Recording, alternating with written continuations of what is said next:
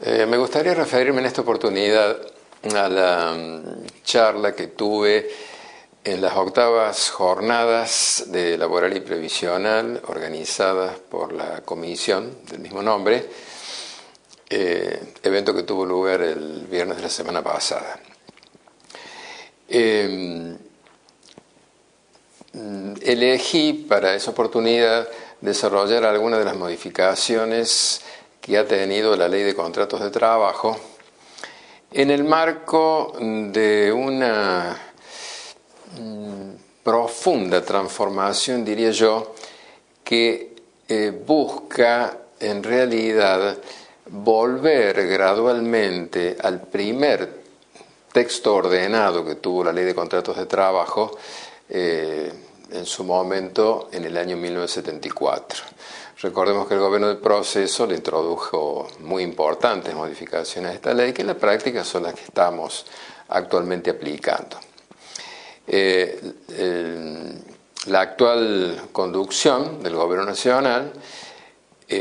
ha dado el visto bueno a una serie de reformas que podemos decir que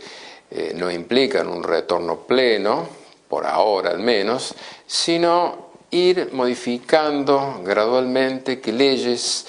que en su momento habían tenido plena vigencia, como decía, se las retaseó un poco en el proceso, continuó retaseada, digamos, en los gobiernos sucesivos y ahora se le daría plena vigencia. Esta tarea se está hecha bajo la inspiración del doctor Recalde, que es asesor de la Confederación General del Trabajo, que ya ha tenido varios proyectos modificados y aprobados por el Congreso, y hay muchos otros en camino. Seguramente que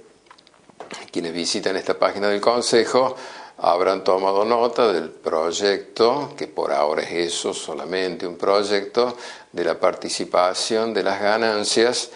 a los empleados en empresas que superen determinado número de trabajadores. Es una cuestión compleja que ha dado origen a múltiples opiniones, incluso hasta la Iglesia oficiosamente se ha pronunciado acerca de la inoportunidad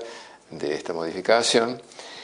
que, bueno, si bien tiene rango constitucional, no había sido reglamentada.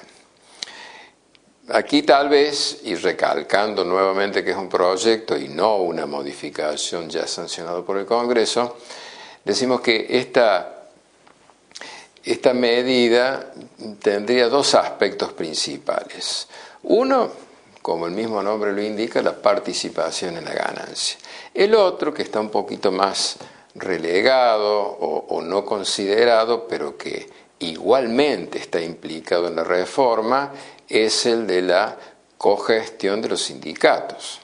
En efecto, se supone que si los sindicatos como representantes de los trabajadores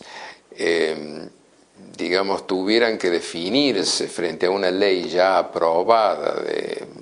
participación en las ganancias de los trabajadores, buscarían implementar mecanismos para asegurarse que dicha liquidación de ganancias es la correcta y no hay ganancia que por ahí esté sin repartir conforme la norma podría llegar a decirlo. Y esta especie de cogestión indudablemente que molesta a los empresarios.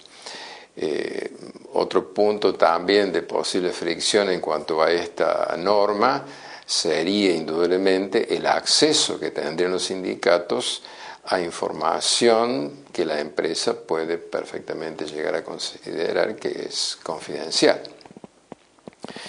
Bien, y así como este proyecto hay decenas de otros proyectos de modificación de la Ley de Contrato de Trabajo que buscan volver a ese texto primitivo.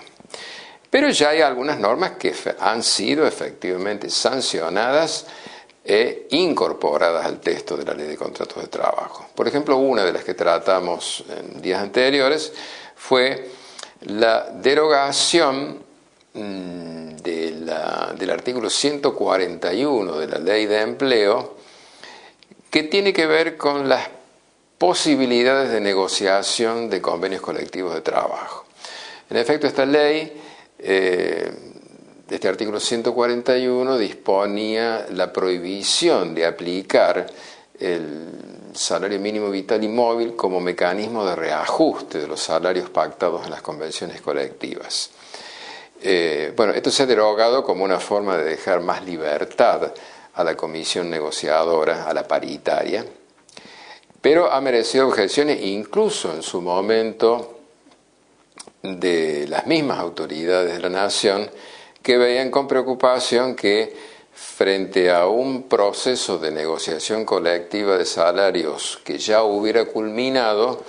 una elevación del salario mínimo posterior podría implicar una repotenciación de dichos aumentos con efectos no deseados en la economía. En fin, quizá todo esto se puede arreglar naturalmente con prudencia en el manejo de la negociación colectiva. Otro aspecto que también fue considerado con repercusión en la Ley de Contratos de Trabajo fue la mayor precisión que el texto actual da a las excepciones en materia del límite de jornada. En efecto, el texto anterior decía que estaban exceptuados de la ley de jornada los trabajos de dirección y vigilancia, término del artículo 3 de la ley que después era reglamentado enunciando una serie de actividades y puestos que estarían incluidos en esta definición legal de dirección y vigilancia. En la práctica y durante décadas, ya que se trata de una ley muy antigua, este concepto sufrió una aplicación que podría considerarse tal vez exagerada, en el sentido de que muchos trabajos que verdaderamente eran en relación de dependencia subordinada y no una relación de dependencia jerárquica o superior, quedaban excluidos del beneficio de las horas extras cuando eran trabajadas. Entonces la reforma tiende a limitar esas excepciones, concretamente a ampliar la cantidad de personal que, verificándose que trabajaba una jornada superior a las 48 semanales o a las 8 diarias con la variación hasta una de 9, bueno, en ese caso ya, al no ser como antes una excepción a la ley de jornada, pasaban a ganar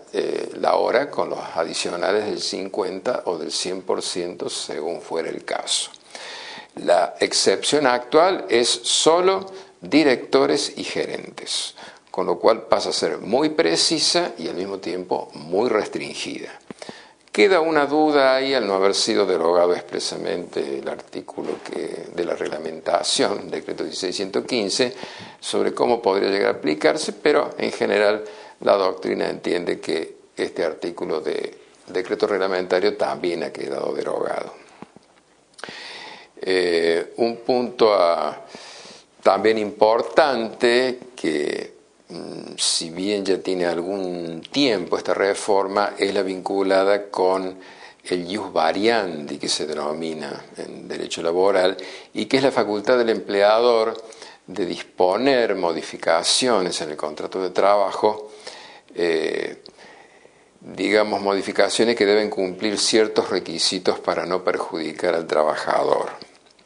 La cuestión es muy opinable y hay larga jurisprudencia y discusiones doctrinales sobre el tema, y lo que la reforma busca es no solo permitir como antes la intimación del trabajador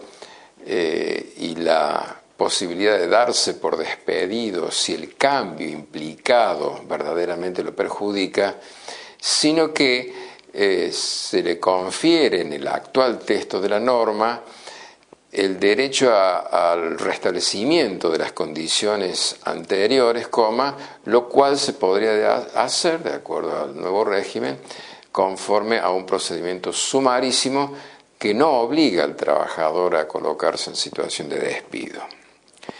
Esto necesariamente hay que analizarlo dentro del contexto de una ampliación de los criterios jurisprudenciales sobre discriminación en materia laboral, situaciones que a veces se pueden dar como consecuencia de una aplicación equivocada del ius variandi.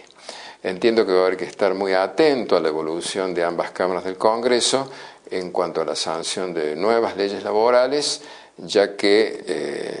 digamos, se ve con mucho ímpetu la acción del doctor Recalde y se lo ve muy apoyado por la mayoría gubernamental.